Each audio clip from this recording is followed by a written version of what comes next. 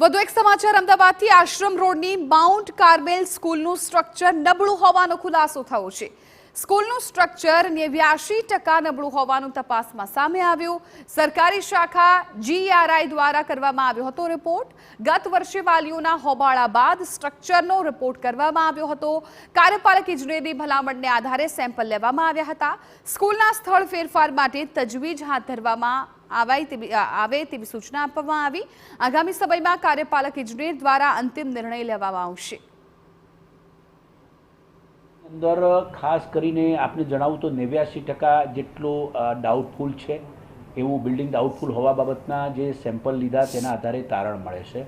અને આ જે ગેરીના દ્વારા જે રિપોર્ટ આવ્યો છે તેના માટે કાર્યપાલક ઇજનેરને પણ અમે સત્વરે મોકલી દીધું છે। ગેરી દ્વારા પણ એમને મોકલી આપવામાં આવેલું છે કે આગામી દિવસોમાં સત્વરે આ બાબતે કંઈક નિર્ણય થઈ આવે જેથી કરીને બિલ્ડિંગ બેસવા યોગ્ય છે કે કેમ જેના આધારે ખ્યાલ આવે અને બાળકોને ની સલામતીના ભાગરૂપે સ્થળ ફેરફાર કરવો પડશે કે કેમ।